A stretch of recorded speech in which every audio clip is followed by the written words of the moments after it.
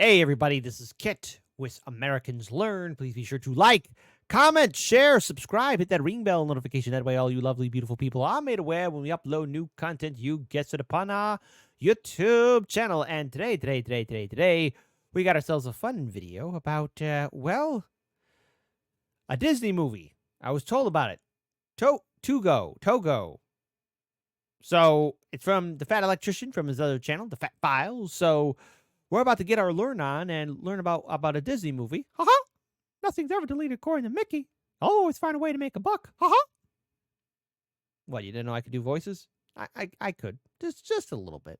But anyways, please, everyone, support the original content creator. It's the right thing to do. It's the one thing to do. I expect all you hip, cool cats to do it. So everyone, shut up for a minute.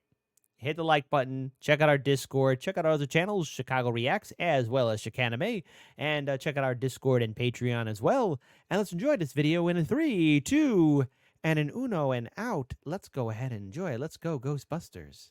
I just had surgery. All I wanted to do was take my pain pills and watch my favorite live-action Disney movie. But no, Disney had to go and make it illegal. Today we're talking about Togo. What is Togo? Togo was a dog back in 1925 that saved a bunch of kids' lives, and then the newspapers gave all of the credit to another dog by the name of Balto, and Balto ends up getting a statue in New York City. Doesn't really seem fair. And then in 1995, Balto, you lying bastard. Steven Spielberg and Kevin Bacon came out with an animated movie that wasn't even slightly historically accurate, also giving Balto all of the credit. Okay, well now you're just being a dick. But then in 2019, something incredible happened. Disney came out with a live-action movie that was actually fairly historically accurate that corrected the record and gave Togo the credit that he deserved. And if that wasn't cool enough, it starred Willem Dafoe in a dope-ass jacket and the— Yes! On this channel, we respected the foe. And if you disrespected the foe, then you have got to go. Go. Hey, you put respect under the foe, okay? All right? You put respect under the foe. The dog that played Togo was actually the real Togo's great-great-great-great-great-great-great-great-great-great-great-great-grandson. It was fantastic. It was literally one of my favorite movies ever. And then in September of 2024, Disney comes out of left field and just does the Thanos snap and just deletes it from history. It's not a thing anymore. You can't I didn't even know about this movie. I feel ashamed. watch it. And we're going to get into all of it right after a word from our sponsor. Delete me. So good news. This works well on rabbits. Yeah, it's 4570 government. Why do they call it government? Because nobody fucks like the government. Oh. Well, I'm going to teach these rabbits about taxes. Yes. Perfect. Best wife ever. I love that woman. This video is brought to you by Delete Me. All right, here's the deal. Super simple, straightforward business model. You give them money, they turn around and make sure the data brokers on the internet aren't selling your personal information. What does that even mean? Okay, here's the entire internet and every free service on the planet inside of a nutshell, okay? There's a saying, if you're not paying for the product, you are the product. What that means is pretty much anything on the internet that you use, that's a service, whether that be Google, Facebook, Instagram, Snapchat, all of it, okay? It's all an app. So one of two things is happening. They're either gonna feed you ads, and that's how that company makes money since their service is free, or they're going to collect your personal information, then turn around and sell it to data brokers on the internet, and then they're going to turn around and sell it to whoever buys it, and next thing you know, you're getting 17,000 robocalls every single day. And that's where Delete Me comes in. They will look through all the major data brokers and find the ones that are selling your personal information and submit opt-out requests on your behalf, and then they are legally obligated to comply. And then they'll continue to monitor these data brokers, and if they get your information again, Delete Me will submit an opt-out request again. Basically, you're paying Delete Me to get rid of all the downsides of all of the free stuff on the internet, which I think is absolutely worth it. If you want to check them out, I'll have a link and a discount code down below. Let's get back to the video. And I use Delete Me, and let's face it, folks, you already know the short story. I did it out of shites and giggles, and then I stopped laughing. Protect yourselves on the internet, folks. There's a lot of bad people, bad guys out there, okay? There you go.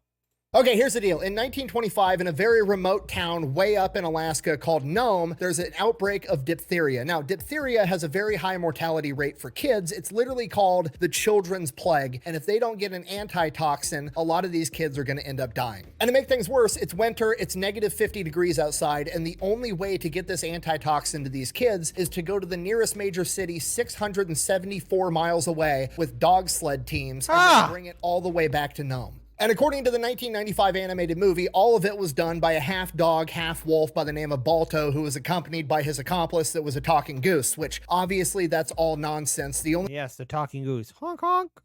thing realistic about that movie was there was in fact a diphtheria outbreak in 1925, and there was in fact a dog that was named Balto, but he was not half wolf. He was 100% Siberian Husky. And he was bred by a guy by the name of Leonard Seppala, who's credited with actually being the first dude to bring Siberian Huskies over to America. And Leonard Seppala is a badass in the world of dog sleds, okay? This guy has like one of the best dog sled teams. He's one of the best breeders. At one point, he was in the Winter Olympics. He's winning competitions. He's like top of his game. He is one of the legends of dog sledding. And he actually ended up selling Balto to a guy by the name of Gunnar Kaysen because Balto wasn't good enough to make it onto his sled team. He was too slow. The lead dog in his sled team for almost a decade was a dog by the name of Togo. Togo was a very sick puppy. He was the only puppy in his litter, and because he was so sick, Seppala's wife actually, kept the dog in the house, didn't let him go out in the kennel, and kind of babied this dog. So once this dog was in better health, he was kind of spoiled, and he was a troublemaker, and he was a little bit rebellious, and Seppala just didn't really like him because he wouldn't ever listen. He was untrainable, and because of that, Seppala ends up selling him to be a pet for somebody else. And then one day, Togo, about 2 weeks after being a house pet, Togo, break free. Don't let them get you, boy. As they should. jumps through the kitchen window and runs back to Seppala's house and goes back to the kennel. At which point Seppala's like, well, fuck, okay, I guess you're not leaving, but you're still not part of my dog sled team. So then Seppala would go out, take his dog sled team, training, doing events, and Togo would actually dig his way out of the kennel and run alongside the sled team. And eventually he's like, fuck it, I guess we'll... That's the Defoe. The Defoe is saying, hey, no, the dog is saying to the Defoe, I'm not going to go. See how good you are as a sled dog. And he ends up being the lead dog. And Seppala said out of all the dogs he ever had, Togo was the absolute best. I'm going to name him Togo, after the Admiral, an underdog, named for an underdog. Okay, fast. That's right. And then we'll get that Peter Parker and ask, can the Spider-Man come out to play? Sorry.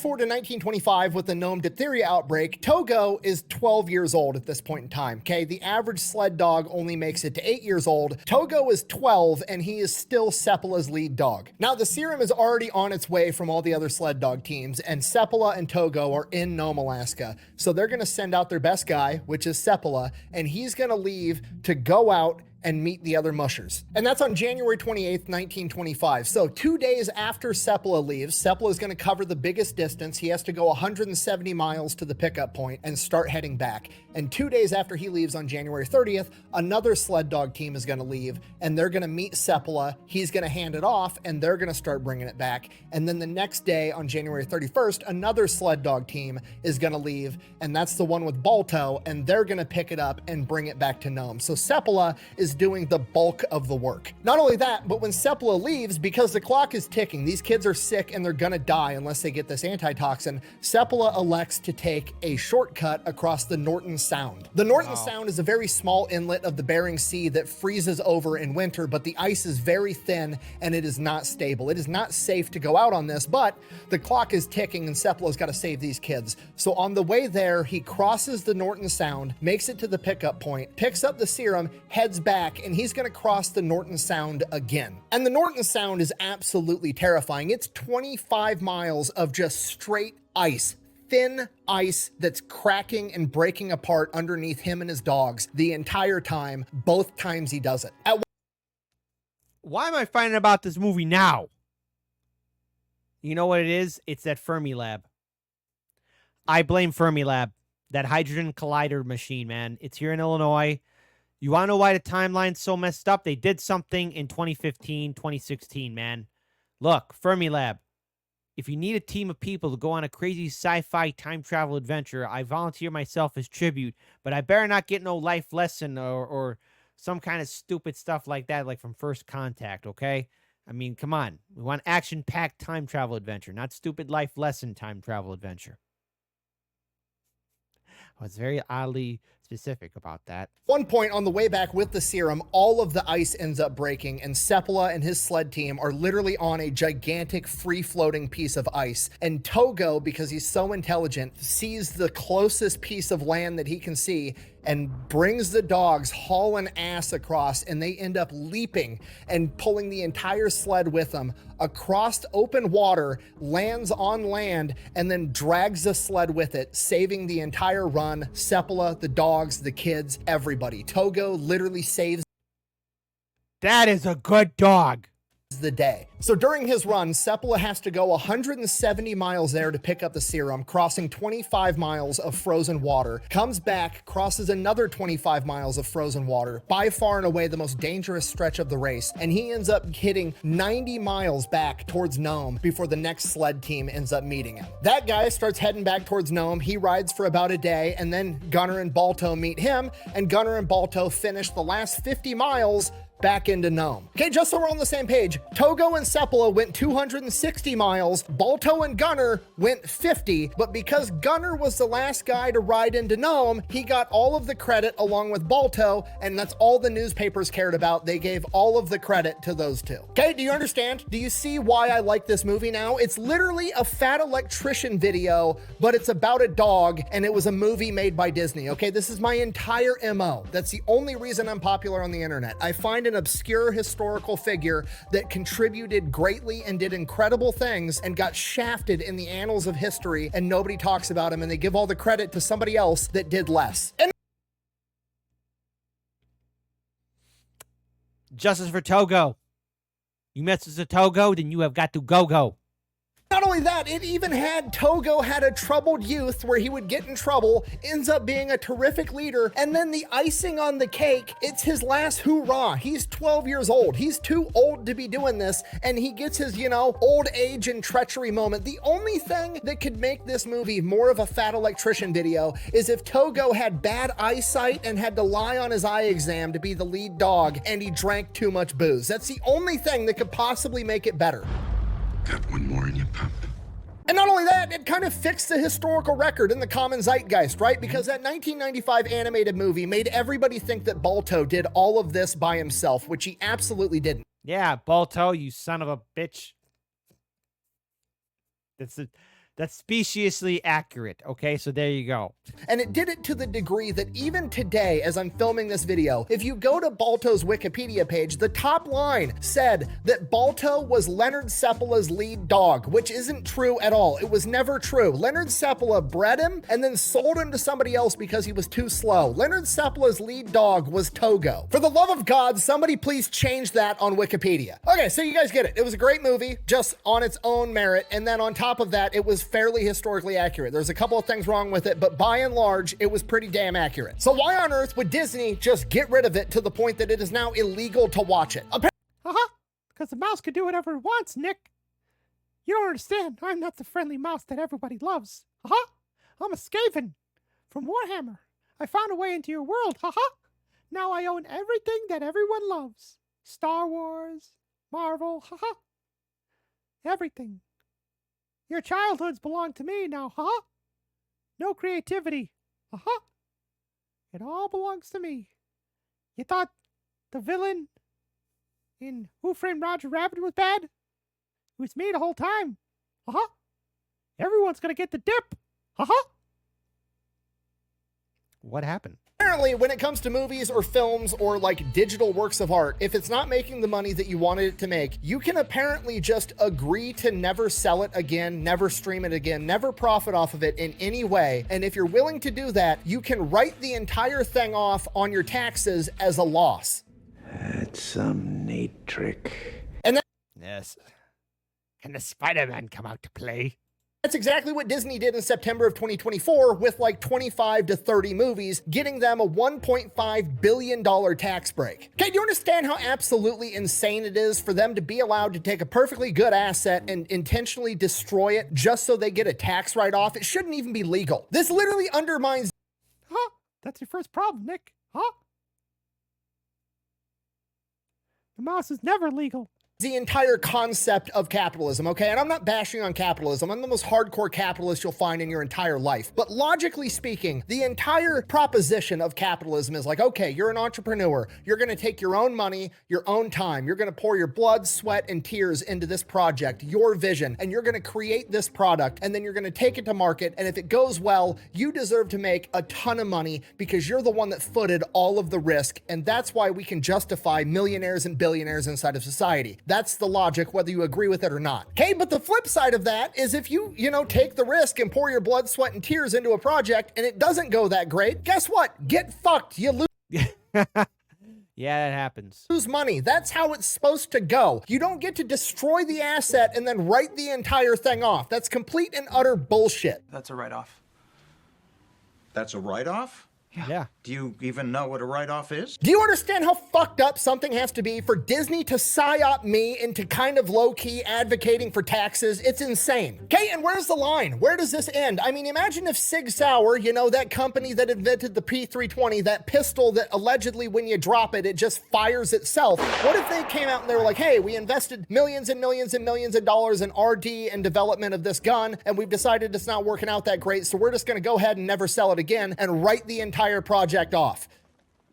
I'll make that deal. Yeah. I own part of Bunker Branding, the company that makes all my shirts and my hats and my merch. I own a part of that company. If I walked into the warehouse in Bernie, Texas, gathered up all the shirts that we had made, hauled them out to the parking lot, threw a Molotov cocktail at it, started a bonfire, and roasted marshmallows, should I be allowed to write all of that off as a loss, or am I just an asshole and an idiot? I'm gonna go with the second one. Okay, that's the gig. That's capitalism. When you win big, and when you lose, guess what? Tough shit, you fucking lost. That happens. And you don't get to hit backspace and delete history. Actually, if you would read the entire article, Disney cites that it costs a lot of money to house and curate a large catalog of videos. Okay, look at me. That is a bullshit excuse, okay? Boy, I never seen him this angry before for a movie. But you know what? I got some movies too that if somebody deleted them or removed them from existence, I'd be furious. On earth would some electrician from Iowa know that? Because me and my friends got together and started our own streaming platform, pepperbox.tv, and it's got like 73,000 subscribers, and we've got a ton of videos up on there. Guess what? It does not cost that much money to have an extra video sitting on the servers. And we also make exclusive content just for that platform, just like Disney Plus does. I would never even remotely fathom coming up with an exclusive piece of content, paying to have it made, putting it on my platform, and then it didn't get enough views on my platform, so I then delete it and have it as a tax write-off. It just doesn't even make sense. And if you still don't believe me, look at the platform we're probably on right now, YouTube. Any person on the planet can get on Google, start a YouTube account, upload hundreds of gigabytes worth of video, not get any views, not have their channel monetized, taking up space on Google's servers, and guess what? YouTube's still making a metric fuck ton of money. Yeah. I mean, makes sense here, man.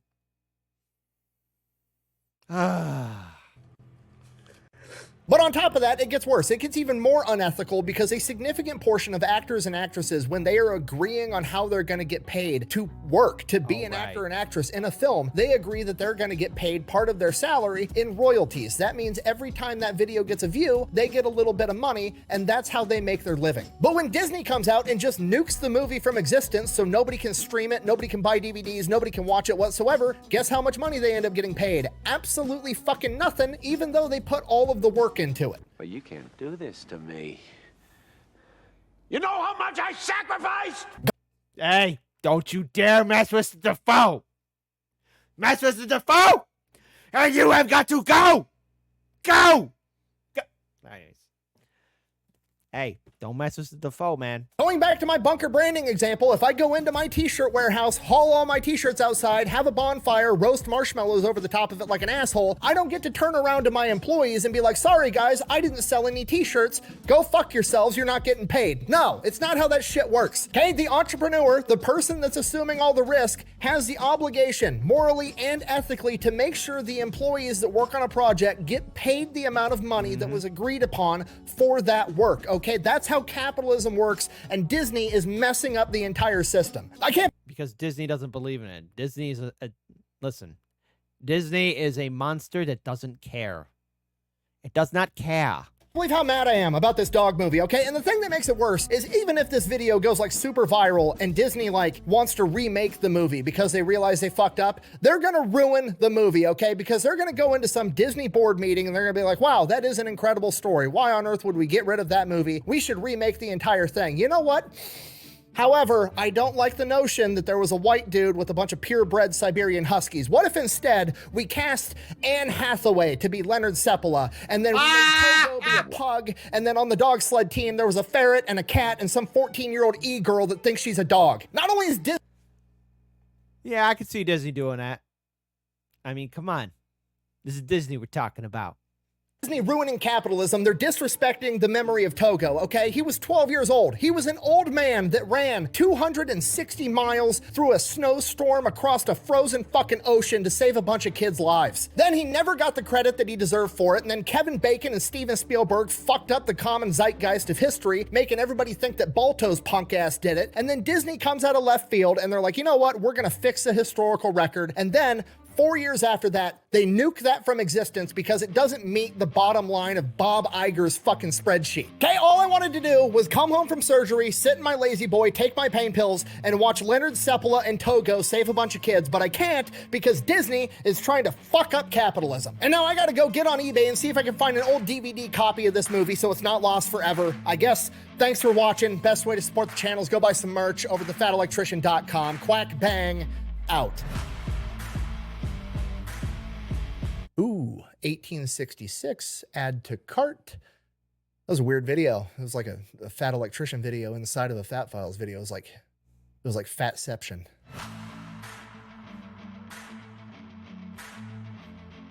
Homie is upset. You know what? I'd feel the same way too, man. You know, I recently had a stint at the hospital too, and I was able to recover. It was happened sometime in June, you know. Oof, bad stuff anyways. But look, folks, we got to bring justice for the Defoe and Togo. Defoe and Togo. You mess with them, then you got to go, baby. But I never knew about this movie, actually. So you know what? All bounty hunters, listen up. Stop your sweeping. Time for you to boot up and suit up. I want everyone, every single mercenary, to go out. A substantial reward. I have no money. Will be given. No disintegrations. I want that film so the Fat Electrician can have it, man. Come on, people. I know there's some intrepid soul out there. We got to stand up against the mouse. The mouse is a Skaven, and the Skaven are greedy. Greedy little bastards. Stand up and fight.